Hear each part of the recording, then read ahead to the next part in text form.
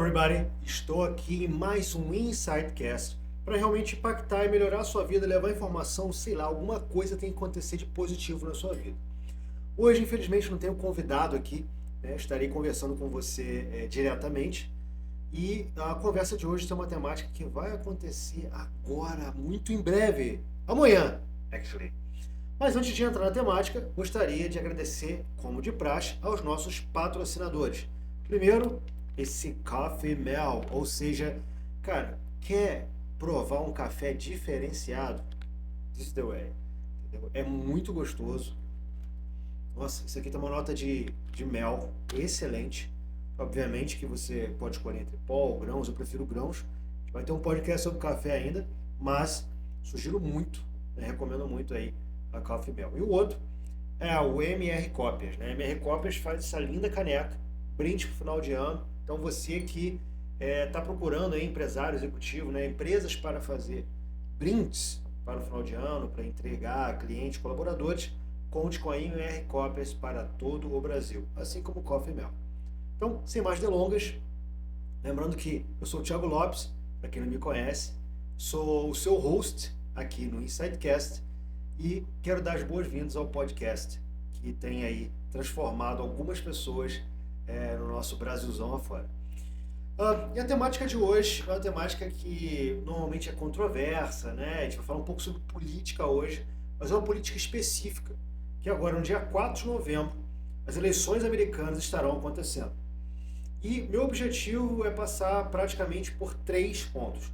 O primeiro, o porquê as eleições americanas são importantes. A gente está falando aqui, você que é brasileiro, brasileira, que mora no Brasil, em qualquer lugar do mundo, por que você precisa estar antenado ou antenada com isso? Segundo, como que ela funciona, como que as eleições americanas funcionam, porque eu sei que provavelmente você deve ficar em dúvida, poxa, é isso, é aquilo outro, como é que ela é? A gente vai estar aí destrinchando um pouquinho do sistema americano eleitoral. E terceiro, quem vai ganhar? Kamala Harris ou Mr. Donald Trump? Esses 3 pontos. Então, sem mais delongas, vamos começar pelo começo, de fato. E por que você deve se importar de fato com a eleição americana? A gente está falando de dólar, por exemplo. O dólar atingiu a marca histórica de 5,81 e por N fatores, não vou entrar aqui no porquê que o dólar subiu tanto, mas de fato ele vai regular tanto exportação quanto importação a nível Brasil. Sejam eles nossos parceiros comerciais, Estados Unidos, Canadá, Europa, Ásia, enfim, qualquer país, em qualquer continente, a gente, na grande, massiva maioria das vezes, faremos transações em dólar. Então, fatalmente, que o governo desse país ele é relevante para a economia do nosso país, porque isso vai influenciar no seu poder de compra e no quanto você vai pagar no arroz e feijão do seu dia a dia. Ou seja, te recomendo, não tenha aquele mindset, né, aquela forma de pensar de eleição nos Estados Unidos, estou nem aí, o problema meu é Brasil, quero a eleição no Brasil, isso que não importa. Abra um pouquinho a mente, entenda um pouco de contexto internacional e entenda que você está num cenário globalizado, onde não há como correr disso. Tá? E fatalmente que, além do dólar, né, da economia americana, que é o maior mercado consumidor do mundo, a gente também tem que prestar atenção em outros fatores. Exemplo, guerra. Está acontecendo a questão do Israel com Hezbollah, com Hamas, enfim, Irã, Líbano. E o presidente que entrar vai mexer nisso diretamente. O que vai acontecer? Petróleo, ou seja, o preço que você vai pagar para colocar combustível no seu carro, seja ele gasolina, diesel, gás, whatever, vai ser influenciado também por essas eleições americanas, porque vai ser um presidente mais diplomata, vai ser um presidente mais de embate, como é que vai ser isso daí? Ou seja, o segundo fator do primeiro ponto é o petróleo, que está envolvido diretamente com a questão da guerra no Oriente Médio. Existem inúmeros fatores, vou me ater apenas ao terceiro agora, né, que além do fator moeda, a gente tem a questão geopolítica de guerra e temos também uma série de políticas que entram no mundo afora. Lembrando que meu objetivo aqui não é falar sobre os Estados Unidos, mas é falar sobre Brasil. Exemplo, você quer viajar, né? Você quer visitar os Estados Unidos, quer ir à Disney, quer ir a Wyoming, visitar o Alasca, passar na Califórnia, no Texas, New York, I don't know. você vai pagar em dólar, e além do dólar, né, estar caro ou estar influenciado por essa eleição, a inflação americana, olha que interessante, a inflação americana vai influenciar diretamente no seu budget, no seu orçamento da sua viagem. Ou seja, você que gosta de viajar, né, curtir um lazer, isso pode ficar muito caro. Então, você antigamente pagava num 99 cent menu no McDonald's 99 centavos num burger. Hoje o mais barato está em torno de 2 a 3, ou seja, você teve um aumento que vai influenciar diretamente para você ir ao supermercado, né? Porque se você for fazer comida, vai ao restaurante, tudo vai ser mais caro. Então, fatalmente que o órgão mais sensível do ser humano, que é o bolso, vai ser e é influenciado diretamente pelas eleições americanas. Alright? Então, sem clubismo, sem mais delongas, é importantíssimo que você se atenha às eleições americanas. Então, larga aquele chapéu de I don't care, né? Isso não importa para mim, porque eu sou brasileiro e etc. Na verdade, você está num contexto globalizado. Alright? Segundo ponto, como eu falei, é a questão do funcionamento das eleições americanas, como que elas funcionam. Os Estados Unidos é uma república, né, não é uma monarquia parlamentar, como acontece, por exemplo, no Reino Unido. No entanto, todavia, entretanto, os votos são bem diferentes da nossa democracia brasileira. Lá também é uma democracia. Praticamente que o exemplo de democracia barra república é os Estados Unidos, ou são, depende de como que você fala, se for combinado com o país, ou se for são com os Estados Unidos, ambos estão corretos. E aí você tem, por exemplo, a não obrigatoriedade do voto. No Brasil, todo mundo sabe que o voto é compulsório, é mandatório, você é obrigado a votar. E se você tiver uma abstenção, você tem que justificar. Eu, por exemplo, não estava aqui na minha cidade, nas eleições municipais, e tive que justificar o meu voto. Nos Estados Unidos não existe essa possibilidade, ou essa questão. Por quê? Se você faltar, simplesmente você não vai, você não precisa ir, você é obrigado a votar. Muito porque o país está pautado na questão dos princípios da liberdade, onde você pode escolher o que fazer. Ou seja, você tem a liberdade de votar ou não votar. Alright? Primeiro ponto. Segundo ponto, o voto é direto, ou seja, eu, Thiago, você que me assiste, você vota no candidato X. 2 votos. A pessoa que está assistindo votou no candidato Y. 1 voto. Então, tecnicamente, o candidato X ganhou do candidato Y. Assim acontece no Brasil. Não acontece assim nos Estados Unidos. Nos Estados Unidos existe o voto popular e o voto dos delegados. Como é que funciona isso? Os delegados são representados em números pela relevância do PIB do estado. Basicamente, existem 2 estados americanos com maior número de delegados. Um deles é o primeiro, que é a Califórnia, que sozinha é a 5ª maior economia do mundo. Sim, se você isolar a Califórnia nos Estados Unidos e considerar um país, é a 5ª maior economia do mundo. E o segundo é o Texas. Ou seja, esses 2 estados contribuem com mais delegados na votação. Tá? Esse é o primeiro ponto. E aí, as pessoas, por exemplo, digamos que eu sou uma pessoa democrata e moro no Texas. Se o Texas, os delegados do Texas, aquelas pessoas que são eleitas, né, pela própria população, não tiverem esse viés democrata algum, 100% dos delegados eles vão para o Partido Republicano. Ou seja, embora eu seja democrata, o meu voto não influencia em nada na contabilidade, na elegibilidade dos votos. E aí, então, o candidato que somar 270 delegados dentro dos 538 possíveis é eleito presidente dos Estados Unidos. Isso é um ponto extremamente importante. Então, a pessoa física, ela vai lá, ela vota, né, para que o colégio eleitoral do Estado represente aquele voto dela. E aí, esses delegados vão receber esses votos, né, e os delegados eles já têm ali normalmente a sua cabeça feita, embora há mudança desses delegados em última instância, pode verificar alguns votos, não, tem muitos democratas aqui, eu não represento isso, enfim, ou essa ideia desse candidato não é legal, e mudar em último momento. Isso já aconteceu, ok?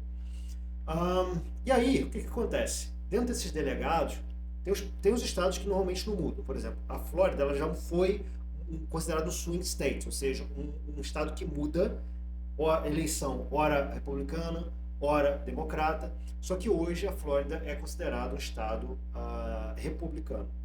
E aí, nos estados onde eles não têm esse swing, né, essa mudança, os candidatos não fazem os rallies, né, os comícios, ou seja, eles não vão lá pedir voto, etc., porque não faz sentido. E aí eles concentram os seus esforços nos estados onde precisam converter votos. Um deles, por exemplo, é New Hampshire. Hampshire é um considerado swing state. E aí os candidatos vão lá e fazem e acontecem para que eles possam converter os eleitores daquele estado àquele momento. Ou seja, isso são votos indiretos. É outra característica da eleição americana. Outra característica, diferente da nossa, é que o voto ele é feito à mão, não é voto eletrônico, é voto que você usa a caneta, o ballot, que é realmente uma cédula de votação, igual a gente tinha no passado aqui no Brasil. Por N fatores, eles preferem isso, por questão de hacker, questão de fraude, isso dá mais veracidade para a votação. E um outro aspecto diferente do Brasil é que lá é possível votar antes das eleições. Ou seja, dia 4 é o limite, mas em 97% dos estados é possível votar antes do dia 4. Então, essa eleição, por exemplo, acontece na terça-feira, não é feriado, não é domingo igual aqui, e as pessoas podem ir lá e fazer os seus exercícios de cidadania with no big deal. Alright? Então, são alguns aspectos diferentes das eleições brasileiras que vão levar o eleitor, né, à sua votação lá nos Estados Unidos. O último é que normalmente são dois partidos. Às vezes tem um terceiro independente, mas praticamente são os democratas e os republicanos. Não existem mais partidos além disso, além desses. Ou seja, os eleitores vão decidir somente entre esses dois partidos. Alright? Great? So, let's continue. E agora vamos ao terceiro ponto, que provavelmente você deve estar se perguntando, né? Quem vai ganhar? Donald Trump ou Kamala Harris? Obviamente que a gente não sabe. Eu assisti aos debates que aconteceram, foram muito legais porque eles mutavam quando o candidato não era para ele falar, e não tinha plateia. Achei muito interessante a imparcialidade, tanto da CNN, né, quanto da ABC, dos debates que aconteceram. Como é que a gente pode, né, olhar para quem vai ganhar, embora haja tanta polarização nos Estados Unidos hoje em dia? E aí eu gostaria de convidar você a conhecer uma metodologia do professor Alan Lichtman, professor universitário, onde ele conseguiu prever com assertividade todos os presidentes americanos, desde a reeleição de Ronald Reagan, ou seja, desde a década de 80, que dali ele nunca errou. Ele traz uma metodologia chamada 13 Keys to the White House, ou seja, são 13 aspectos que ele analisa para que a pessoa ela é considerada uma provável grande vencedora, na casa dos 90 e blá por cento, ou não. E aí, nesses 13 fatores, a pessoa tem que ter 8. Né? O candidato que tenha 8, e se ele tiver no poder, ele leva. Né? E aí, obviamente, que se ele não tiver, o challenger, a pessoa que chega, que está ali tentando tirá-la do poder, normalmente ela leva. Ou seja, embora, por exemplo, a Kamala Harris, ela não está no poder, mas ela é vice do Biden do Partido Democrata. Ou seja, o Partido Democrata, que é a bola da vez, não é necessariamente a Kamala Harris. Okay? A Harris é só realmente uma pessoa que representa aqui o Partido Democrata. Então, quem está no poder são os democratas. Então, eles têm esses 8 fatores mínimos dos 13 para serem considerados prováveis ganhadores das eleições. Obviamente, não sei os 13 de cabeça, então eu trouxe aqui na cola para a gente estar lendo junto aqui. Né? Então, o primeiro é Party Mandate, ou seja, o partido que está lá. São partidos democratas, ou seja, Kamala Harris, ela representa esse partido, então ela provavelmente tem um ponto nessa brincadeira. Ela provavelmente lá tem um ponto. O segundo, contest. There's no serious contest for the Income Party nomination. Não teve nenhuma briga, né, para a nomeação do partido. Ou seja, no início, se a gente fosse pensar, o Biden era o candidato, só que pelo fato de ele estar depois dos 80, estar um pouco senil, trocaram para a Kamala Harris. Né? Cogitaram a Michelle Obama, enfim, mas ela veio ali. Então, como não teve muita briga depois, a gente pode considerar que ela teria 2 pontos. Incumbency. The incumbent party candidate is the sitting president. Ou seja, a Kamala Harris ela não é hoje a presidente. Nessa situação ela não tem esse ponto. Então estamos com 2. Quarto, third party. There is no significant third party independent campaign. Não tem nenhum partido, né, um terceiro partido, vamos dizer assim. Ou seja, não tem uma campanha do terceiro partido entre os dois. Não teria 3 pontos. Né? Vamos pro quinto. Short-term economy. Olha o que eles falam. The economy is not in recession during the election campaign. Isso é um problema. A economia americana não vai bem. Então é um ponto a se observar. E eu não daria esse ponto para Kamala Harris. Long-term economy. Real per capita economic growth during the term equals or exceeds mean growth during the previous 2 terms. A renda per capita, o crescimento da renda per capita, ele excede ou pelo menos iguala a média de crescimento dos 2 últimos mandatos. Policy change. A administração que está no poder, ela tem maiores efeitos na política nacional. Isso tem um ponto que a gente tem que pensar que existe o Congresso, existe o Senado. Como é que está isso? Hoje o Senado, hoje a Casa, né, the House, ela é republicana, assim como a Supreme Court. Ou seja, isso aqui também não está a favor dela. Vamos lá, social unrest. There's no sustained social unrest during the term. Não se vê nos Estados Unidos muita coisa assim, né, de agitação. Daria esse ponto para ela. 4. 9. Scandal. A atual administração, ela não tem nenhum escândalo grande. Infelizmente, o Biden hoje ele tem algumas coisas, né, nas costas dele, do filho dele, enfim, algumas questões com a Rússia, Ucrânia. Não tem nada de corrupção necessariamente dele, mas tem essas questões. Então, daria esse ponto para ela. Foreign military failure. Não teve nenhuma falha na política internacional de guerra. Sei lá, é um problema isso aqui, porque tecnicamente os Estados Unidos ele não está em guerra nenhuma, né, mas ele não tem sido respeitado fora do Brasil, fora da terra dele. Ele não tem tido tanta autoridade. Ponto de observação. Charisma. O partido do candidato é carismático ou um herói nacional. Definitivamente não. Challenger. Challenger tem carisma? Ou seja, a pessoa que está indo contra Kamala Harris ou Trump tem carisma? A pessoa não é carismática. Cara, o Trump é muito carismático, ele ganha muita coisa na brincadeira. Então, no meu ponto de vista, a Kamala tem 4 pontos dos 13. Tecnicamente, ela tem 50% do mínimo, que são 8 para que ela conseguisse ser eleita. Né? Isso aqui está no American University, Washington, D.C. Vou deixar também na link da descrição desse episódio, para você ter acesso. Se quiser ter um pouquinho mais, né, de sabedoria, conhecimento sobre isso. No entanto, Kamala Harris, do meu ponto de vista, ela não ganharia, ela não é a principal candidata para ganhar. Nos delegados vai ser ali, ó, pau a pau, eu creio. Para os swing states, o Trump está com uma leve diferença acima. E aí no final eu creio que o Trump vai ganhar e ele vai fazer algo que ninguém nunca fez na história, que foi pela primeira vez um ex-presidente voltar a ser presidente depois de um mandato no meio que não foi nada. Né? Ninguém nunca fez isso na história. Então é um ponto muito interessante para a gente observar nessas eleições, que vão definir o jogo em muita coisa. Trump ganhando, o que vai acontecer? Provavelmente os Estados Unidos vai ficar mais forte no sentido da política interna, vai ser mais protecionista, então provavelmente não vai estar dando tanto dinheiro para a Ucrânia assim. Já falou que não quer ser a polícia do mundo. Algumas pessoas têm que resolver seus problemas, né, como pessoas adultas, ou seja, os países. Vai travar a guerra tarifária com a China, provavelmente, como já tem acontecido até com o Biden. Vai voltar a questão da política do muro lá, da questão da imigração.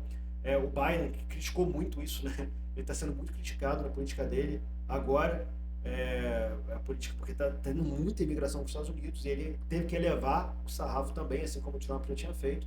Enfim, são cenas do próximo capítulo. Então, basicamente é isso. Gostaria de saber a sua opinião, quem que você acha que vai ganhar, e se você aprendeu alguma coisa, né, compartilhe com alguém.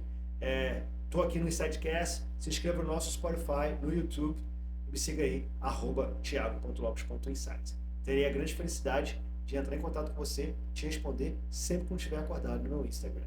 Alright? Have a great day, night, afternoon, bye bye, and let's fly high.